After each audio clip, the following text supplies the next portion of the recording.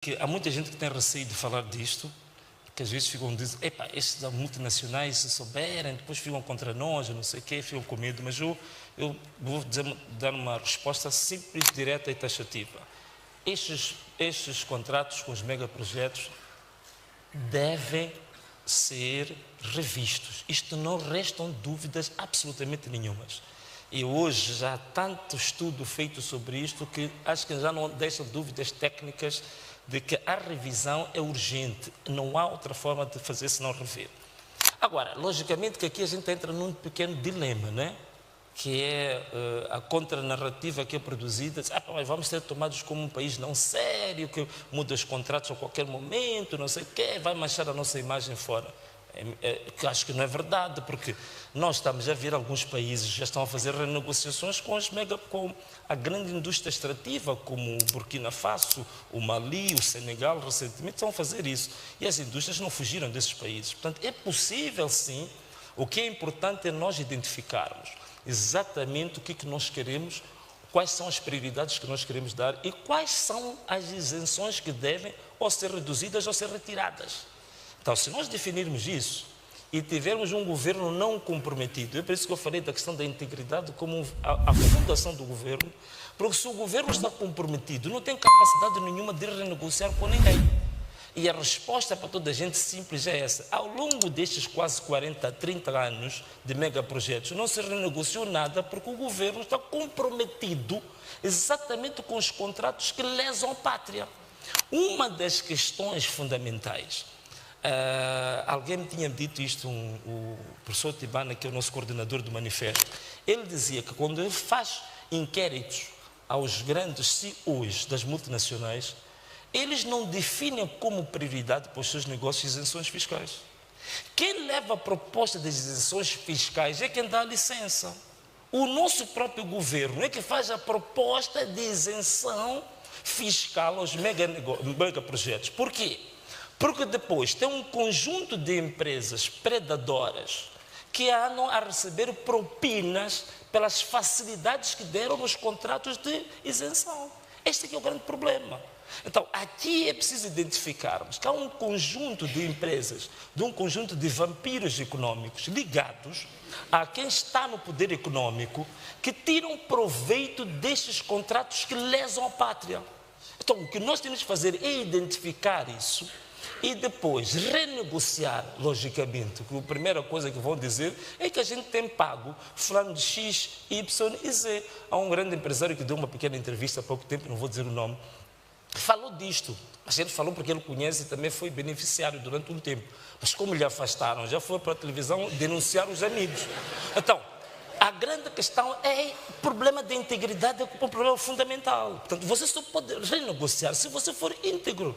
E essas empresas não têm problemas nenhuns em renegociar, porque nunca chegaram a Moçambique a pedirem isenção. Então, nós podemos fazer isso. Logicamente que é preciso percebermos, empresas estão aqui há 30 anos. Você não pode ser também, digamos assim, um irresponsável, chegar lá e dizer que vamos dar um pontapé para sair amanhã. Não é bem assim. Os Estados Unidos, por exemplo, resolveu estes assuntos de uma maneira, digamos, airosa, porque há um momento de transição entre este conjunto de ilegalidades para a nova situação. Como é que você faz isto? Uma das questões que eles dizem que fazem é o seguinte: eles avaliam, olha, esta empresa está aqui há quantos anos? Está há 30 anos. Quais são os impostos reais que deviam ter pago? Deviam ter pago, por exemplo, 10 bis de dólares. Eles fizeram uma coisa boa que eu acho que nós podemos aplicar, que foi o imposto ou a taxação sobre o enriquecimento ilícito. Isto é, do que você devia ter pago ao Estado, que ao longo de 30 anos você não pagou, nós vamos colocar uma sobretaxa de 35%, paga agora, para renegociarmos e continuarmos com a relação amanhã. Fazem isso. E eu acredito que eles vão aceitar isso. Então, para continuarem conosco. Depois, com as novas condições, com o novo quadro em que vão pagar. Em vez de pagar as empresas do vampirismo econômico do Estado, vão pagar exatamente ao nosso tesouro. Isso é possível ser feito e não acho que isso vai ser um problema. A grande questão, tentam levantar um alarmismo de que isso vai pôr o país instável. Por quê? Porque sabem que serão os primeiros a deixar de receber as nhongas que têm recebido todos esses anos. Essa é a verdade. Muito obrigado. Obrigado. Também a questão do ensino e pesquisa. Isso é extremamente importante. Você nunca vai ter valorização de uma coisa que você não faz pesquisa, não estuda. Então temos que ter bolsas. Hoje em dia, o Instituto de Bolsas é para fazer o quê? É para ser um intermediador. O Brasil ofereceu 15 bolsas para a África. Então, o Instituto de Bolsas anuncia ao povo moçambicano: há 15 bolsas para o Brasil. Então, os miúdos correm todos para lá e se inscrevem, lutam, não sei o quê. Depois, quando chega a altura de ir, atendem, dão os bilhetes, dizem que isso não incluía, vocês virem-se aí, arranjam lá os bilhetes com vós. Portanto, mas eu penso que o Instituto de Bolsas devia ter uma outra vertente. Bolsas para pesquisa nacional também. Há bolsas para fazer isso, para fazer investigação. Portanto, nós temos que passar a fazer isso, linhas para investigar a nossa própria arte, a nossa própria cultura, produção intelectual, produção acadêmica sobre as nossas artes. Isto é que vai fazer com que a percepção sobre a arte seja maior, porque, infelizmente, os nossos próprios governantes, que a gente está sempre a criticá-los por causa das artes, das letras, que não fazem nada pelas artes, não sei o quê, é que eles também não são culpados, é que você nunca vai fazer nada por alguma coisa que você nada sabe. Então, esse é que é o problema. Então, nunca leu um livro de poesia, nunca leu um livro, nunca leu um quarto de um livro inteiro. Logicamente, como é que ele vai perceber que a literatura é importante? Como é que ele vai perceber que é preciso saraus culturais ou saraus de poesia? Não vai perceber, porque nunca leu uma poesia do início ao fim. A poesia do Craveirinha, leu o primeiro verso, fechou logo, dá um pontapé. Então, como é que você vai esperar que esse tenha percepção do que é preciso da arte, da cultura? Então, o que vai mudar isso é a parte da investigação, da pesquisa. Então, a pesquisa vai começar a influenciar com artigos nos jornais, com seminários, vai começar a mudar um pouco a mentalidade. Portanto, isto é extremamente importante, isto é fundamental. Muito obrigado. Acontece que os inquéritos sobre o emprego, na verdade, não são inquéritos sobre o emprego, são inquéritos sobre o trabalho. Portanto, eles fazem inquéritos e procuram saber, uma das perguntas sacramentais que é feita é: qual a atividade que você desempenhou nos últimos 3 dias? Então a pessoa diz: ou vender crédito, ou vender amendoim. Eles entendem que a pessoa estava a trabalhar, então é colocado nas pessoas que têm emprego, lógico. É por isso que no fim o Ministério do Trabalho diz que só 20% é que não trabalha. Quer dizer, tem que encontrar mesmo daquelas pessoas que estão tão conformadas que perguntam durante 2 dias, está no muro, não está a fazer mesmo nada. E nos últimos 3 dias também não fez nada. Então são esses que são considerados como o desemprego em Moçambique, esses 20%. Né? Então, mas em relação a essa questão aqui, de fato é importante. Uma das questões é preciso encarar o setor informal como um setor chave para a nossa vida económica e social. E não hoje a percepção que se tem do setor informal é sempre de uma área como se fosse uma área subversiva, como se fosse uma área a combater, como se fosse alguma coisa que constitui uma nódoa para o país. Então temos que acabar, quase que a percepção é de combater o setor informal. Portanto, é preciso agora entender o setor informal como um parceiro do próprio Estado, um parceiro para as nossas políticas de desenvolvimento, para as nossas políticas económicas. Então, uma das questões importantes, de fato, é a inventariação. Nós temos de saber quem são essas pessoas que estão no setor informal, onde é que elas praticam essas atividades, e porque a partir disso também até é benéfico para o Estado, porque as taxas são cobradas a estas pessoas e neste momento só uma inventariação, a gente nunca tem certeza se aquilo que foi cobrado é exatamente o que devia ser cobrado. Então, este é o primeiro ponto. O segundo ponto, alguns dizem que é preciso converter o informal em formal, mas é muito problemático, não é uma medida assim tão simples, mas é preciso dar um reconhecimento a essas pessoas. Uma das medidas que eu pessoalmente tinha pensado nisso, isso já não é do manifesto, não é do grupo, mas uma ideia mesmo muito pessoal, é a atribuição de um operador informal autorizado. Um operador informal autorizado no sentido de que não tem uma licença formal como um alvará, mas ele é reconhecido pelo Estado como um agente econômico, apesar de estar no setor informal. Isso é uma forma também de valorizar e também a partir dessa valorização nós podemos fazer um link com também a proteção social, que muitas vezes este é outro problema que tem. Há pessoas que estão no setor informal, eu pessoalmente conheci várias, porque é uma das áreas que ao longo da minha vida tive muitas batalhas em defesa do pessoal do setor informal. Há pessoas que estão no setor informal há 40 anos, que já formaram filhos que têm mestrado, outros têm PhD, alguns já estão a caminho do cátedra, mas a mãe ainda está no setor informal. Portanto, significa que é uma atividade fundamental e até digo mais, é uma atividade que até serve de escape e de alívio para a estabilidade social do país. Porque se esta gente não estivesse no setor informal, imagina o potencial de instabilidade para um país ter todas essas pessoas sem absolutamente fazer nada. Então, o setor informal, na verdade, até um alívio, é um benefício para o Estado e para a estabilidade social e económica. Então é preciso começarmos a criar instrumentos que valorizem essas pessoas e também que lhes garantam algum sustento no futuro. Portanto, há a proteção social, a contribuição para a segurança social, isto é extremamente importante.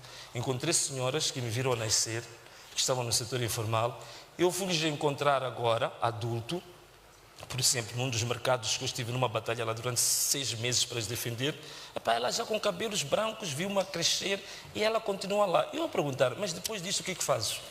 Só Deus sabe, isso não pode acontecer. Então, esta questão da proteção social, da segurança social é extremamente importante, o reconhecimento da atividade, a inventariação dessas pessoas e a atribuição de um reconhecimento do Estado pelaquela atividade. Isto é importante. Agora, há outros aspectos, naturalmente, aspectos do ordenamento, onde é que devem ficar, onde é que não devem ficar. Isso é outra questão. Mas em termos de filosofia de encarar o setor informal, para mim era esta. E a partir deste cartão do operador do setor informal autorizado, o que isto vai permitir? Vai lhe permitir também ter acesso há fundos específicos que existem nos municípios, que é para atividades da dimensão que eles praticam. Então, a partir deste reconhecimento, a partir deste cartão, podem chegar no município e concorrer, por exemplo, para os fundos das iniciativas locais, que é um fundo que existe, que está lá. Não é? Então, podem concorrer, podem fazer crescer os seus negócios com alguma tranquilidade. Então, é preciso que eu, em termos gerais, criar mecanismos de garantia, de proteção desta atividade, porque é uma atividade extremamente útil para a estabilidade do país. Só para terminar, há um relatório de uma organização de mulheres, acho que chama-se WILSA, espero estar a pronunciar bem, WILSA com W-I-L-S, que produziu um relatório sobre as mulheres do setor informal durante o período da Covid-19. É impressionante, impressionante. Naquela altura que estávamos todos, como é que se diz? Não é quarentena, estávamos, qual é o termo? Estávamos confinados, mas o termo não é esse, estávamos não é quarentena, toda a gente já se esqueceu, o Covid passou há muito tempo. Então, tudo bem, naquele período em que tínhamos restrições de estávamos confinados, o estudo mostra uma coisa, um dado extremamente importante. Diz que durante o período da Covid-19, 80% das famílias na cidade de Maputo foram sustentadas pelo trabalho das mulheres do setor informal. Significa que se estas mulheres, elas não estivessem a trabalhar no período que era proibido trabalhar, portanto, trabalharam de forma que ilegal, furaram o cerco para alimentar as suas famílias, significa que teríamos uma tragédia humanitária durante o período da Covid-19 aqui na cidade de Maputo. Portanto, foram essas mulheres do setor informal que sustentaram 80% da economia da cidade de Maputo. Portanto, isto é brincadeira, é um assunto sério. Então, é preciso, de fato, valorização, é preciso, de fato, trabalhar com o setor informal como um parceiro do Estado, como um parceiro da estabilidade económica e social. O Fundo Soberano tem que ser profissionais, pessoas altamente qualificadas, íntegras e que tenham conhecimentos e experiências de gestão. Isto é que tem que ser colocado, mas tu tens muita política no Fundo Soberano. Se fores a ver a composição da gestão do Fundo Soberano, tens muita política ali. E o Fundo Soberano não precisa de política, não precisa de partidarismo. É um assunto técnico, é um assunto de gestão, porque o Fundo Soberano, na verdade, o que é?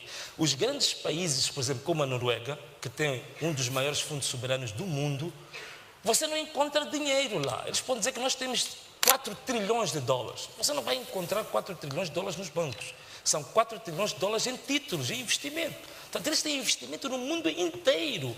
As grandes refinarias que andam no mundo têm investimento da Noruega. Investimento. Então, significa que é preciso pessoas que entendem de investimento, que entendem da análise de risco, que entendem da análise financeira e económica. Não politiquice, não partidarismo. O que nós estamos a fazer aqui, com o risco do nosso fundo soberano, acabar como aquele da Angola também acabou. Então, é importante reestruturação, rever a lei do fundo soberano, tornar o fundo soberano uma gestão mais profissional, mais técnica, mais, digamos assim, mais científica, não o que está a acontecer agora. E também outra coisa, é grave ainda, associar o Fundo Soberano ao Banco de Moçambique é outro erro também que foi colocado, porque o Banco de Moçambique agora decidiu que ele não é escrutinável, não é auditado. Mas o próprio Banco de Moçambique audita os bancos, penaliza os bancos. Qualquer erro que o banco comete está a ser penalizado. Portanto, é um especialista em auditoria, mas que nega ser auditado num país democrático. Que grande contradição. Portanto, acho que isto é que tem que ser feito. Outras perguntas que foram feitas para mim, pessoalmente, como é que vai ser esta de ser candidato a presidente, depois de não ter bancada? Bom, eu acho que se calhar até foi um livramento, um desafio estar numa situação dessas, né? Porque bem, a gente está aqui sempre a defender que é preciso buscar pontes, buscar consensos, buscar inclusão, por aí fora. Quando você tem um partido, você já está um pouco dificultado de levar esse teu ideal de inclusão ao extremo, porque quando você quer fazer isso, há alguém do partido que diz que isto aqui é nosso. Então, você já não tem essa limitação, está mais aberto para intermediação, para negociar. As bancadas que estiverem lá, a gente senta, a gente vai definir quais são as prioridades para o país, como é que é possível nós chegarmos a um consenso, vamos definir aquilo que é importante, mais livre, né? Se calhar. Portanto, estou a ver também o aspecto negativo dos ataques que sofremos, né? Também tem algumas coisas boas que podemos tirar disso. Bom, como é que ao longo de 5 anos, e o que vai ser das pessoas que te acompanharam, que acreditaram em ti, que perderam o emprego, por aí fora? Bom, se às vezes está a acontecer isso com essas pessoas agora, eu já venho há mais de 10 anos a perder tudo por este povo, né? Então, se calhar também estão a começar uma boa carreira nisso de perder as suas coisas em favor dos outros, né? Então, se calhar daqui a 5 anos estarão catedráticos, mestrados e PhDs de você dar mais do que receber, né? Então, a vida é assim, a gente entra em vida pública, a gente faz um combate em favor dos outros, da justiça, você tem que estar preparado para perder. Você tem que estar preparado para perder. Então, é uma lógica de quem não quer perder, então não se mete na política, quem não quer perder não entra em direitos humanos, né? Quem não quer perder não entra, digamos assim, em defesa do bem público, né? Então, faz outras coisas que não sejam essas, né? Eliminação dos cargos, vice-ministros, por aí fora. Como é que isso vai ser? Não, nós sabemos muito bem que o contexto é que estes cargos surgiram, não é? Estes cargos aqui, sobretudo o secretário de Estado, surgiram como um elemento para travar o processo normal da descentralização. A gente sabe em que contexto é que isso surgiu. Algumas das leis, até que a lei, uma delas, porque tem um conjunto de leis sobre a descentralização, que fala sobre o secretário de Estado, é considerada como uma lei inconstitucional. É totalmente inconstitucional. É por isso que o Weiner, que acho que é isso, um dos estudiosos diz que este processo da descentralização, na verdade, no fundo, não é muito bem uma descentralização, mas é a descentralização do centralismo. Quer dizer, a gente fala de descentralização, mas o que estamos a fazer é expandir o centralismo para as províncias, para os distritos. Portanto, é absolutamente inútil o secretário de Estado. Não são funções que ele desempenha que, na verdade, até são uma contradição com a autonomia que nós queremos dar às províncias. Veja só, os governadores, eles têm responsabilidade dos problemas da província. Os benefícios da província estão com o secretário de Estado. Significa tudo para responder ao governo central. Na floresta, quem responde pelo capim, pelas queimadas, pela população que está desamparada é o governador. Os problemas todos são do governador. Mas quem responde pela madeira, que dá dinheiro, os minerais, é o secretário de Estado. Então, é realmente algo execrável. É para acabar com aquilo. Não tem como. Portanto, é contra a corrente de todo o processo irreversível de dar autonomia às províncias, tem que ser eliminado. Vice-ministros também não têm nenhuma função. Se a gente retirar os vice-ministros todos, os ministérios vão funcionar melhor. Portanto, mas quem vai, na ausência do ministro, responder por isso? Tanta gente para responder a várias áreas. É por isso que, por exemplo, eu nunca concordei que o Presidente da República tinha que ir a uma conferência internacional sobre as florestas de Miombo. As florestas de Miombo é um problema técnico para o Diretor Nacional de Terras ou de Florestas. Não é para um presidente sair da Ponta Vermelha, pegar o avião presidencial, ir às Nações Unidas e sentar para ver assuntos da floresta do Miombo. Quer dizer, temos que acabar com essas coisas, não é? Então, e outra coisa que eu falei também, se calhar aqui alguém ontem mandou-me um e-mail e disse que você foi exagerado, falou de institutos. Há vários institutos, são muitos institutos, que de fato são de uma total inutilidade. E um dos institutos que é de uma inutilidade total, que tem gastos muito elevados, é o IGEP. E eu voltei a repetir isso aí ontem. Como é que vamos gerir as participações do Estado? Mas gerir a participação do Estado como se o Estado está falido. E aquelas empresas todas só estão a trazer prejuízo todos os anos ao Estado. E você vai colocar uma estrutura complexa de uma administração para gerir a falência. É incrível, não? Então é pegar essas áreas todas e criar uma direção no Ministério das Finanças, que é uma direção nacional de participações do Estado. Fica lá dentro, fica sendo gerido como um diretor e a sua equipa, acabou. E retiramos aqueles regalias todas que têm os PCAs, os administradores executivos e não executivos. Todos eles já ganharem dinheiro.